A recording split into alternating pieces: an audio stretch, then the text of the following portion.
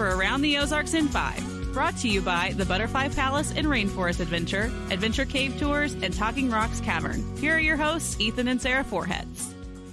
Hey, I'm back. It's Tuesday. Hope you're having a good week so far. I missed yesterday. Sorry about that. I was up in St. Louis. We sold my dad's house, the house that I grew up in and lived for 51 years. Didn't live there the whole time, but it was home for 51 years. Is no longer home. I can't go back there anymore because if I do, a stranger is going to say, "What are you doing in my house?" Yeah, such a weird feeling. Weird. It is a weird feeling. All right. I know you went through it a few years ago. I went through it a few years ago. I felt like you did not have very much sympathy for me. And so it's fine.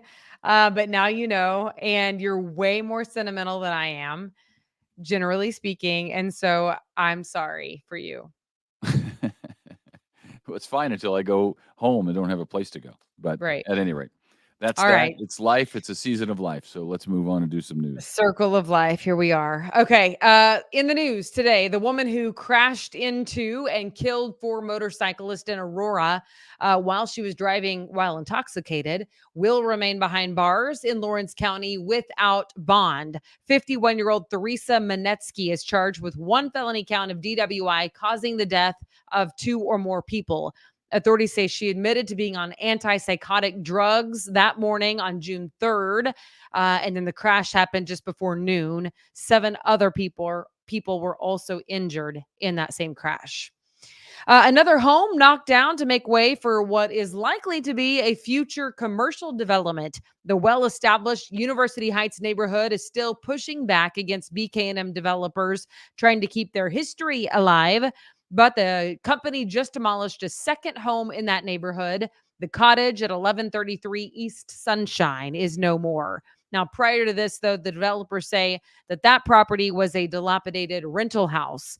BK&M is seeking to rezone 2.6 acres right across from Mercy Hospital there at the corner of Sunshine and National to make way for a restaurant, a grocery chain, and some other shops.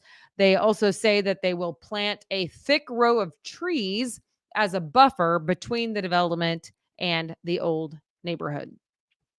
All right. And so it continues. It's interesting to see the developments that happen. It was on a weekly basis. It's been a couple of weeks now since the last one, though. Yep. Here is a sign of the times for sure. Beware of scammers using artificial intelligence to trick you into giving them your personal information or your cash. The Federal Trade Commission says AI is using your voice to call your loved one. Right. And dupe them into thinking that you're in trouble and asking for money.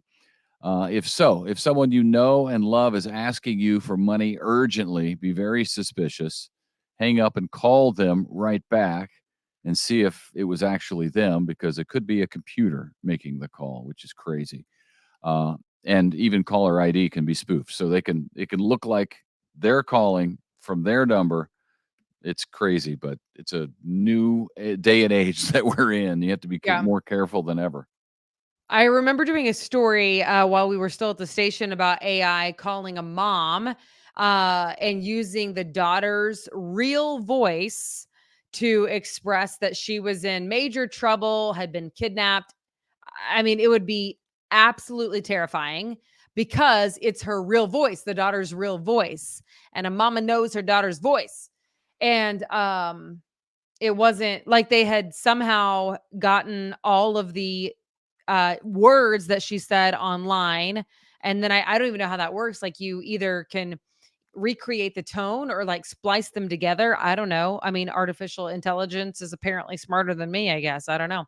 But it's interesting because it said, make sure that, like when I read this really long article on this, and the FTC was talking about not having too much of your video or your voice saved online. Okay. Can you imagine how much voice of yours and mine they have? Yeah, it's I've said everything on the air, I'm pretty sure. Yes, it's so at one crazy, time or though, another. because Every word, just about every word has been uttered by us. So the more that it's on there, though, the more at risk our loved ones would be getting a call from us in air quotes. Yes. Well, yeah. That's crazy. That's crazy. I mean, I'd be interested to know if the AI can think and have a conversation, or if it's just like a script that the AI is reading and can't interact. I bet it can't interact quite yet, but that's probably a week away. Right. That's just my guess. Big decisions expected from the High Court this week. The Supreme Court, U.S. Supreme Court justices will release 10 decisions this week. They usually stagger them. They'll all be out by Friday, though. Everything from whether schools can take race into consideration during the admissions process to possibly giving more power to state lawmakers regarding federal elections, to whether President Biden's student loan forgiveness program can stand or is unconstitutional. We will keep you posted as those decisions come down, but there'll be big ones. There's a lot of big ones for sure. Yep. The city of Springfield is looking at $1.9 million of COVID relief money that is set to be used for homelessness services and housing projects. If authorized, the money could be used to build or renovate buildings to create one or more shelters. We shall see.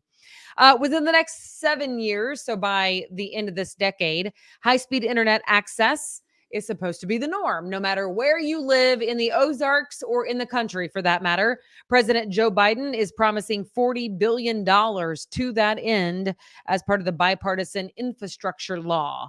Missouri is set to receive $1.7 billion for internet access improvements. All right. It's just money, right? Much anticipated Ozarker Lodge on State Highway 165 down in Branson is scheduled to open this Friday. That's cool, just in time for the big 4th of July week and weekend. There will be more than 100 rooms available. This, if you'll think about it and can recall, it's the former Fall Creek Inn and Suites. The property has now been completely renovated and expanded under new owners, and it's called the Ozarker Lodge. So looking forward to seeing that. This is interesting. After 13 years with the Kickapoo Lady Chiefs basketball team and a lot of success there, Coach Jim Pendergrass is leaving the head coaching job and heading over to Nixa. He will take over as head coach of the Nixa freshman girls team, which is an interesting move.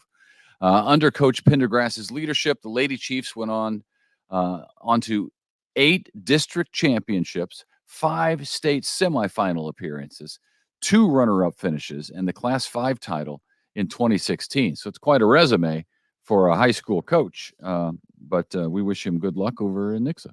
Yeah. All right. Finally, this. If you've wanted to learn more about fishing, and who doesn't, you live in the Ozarks, this is must-know information.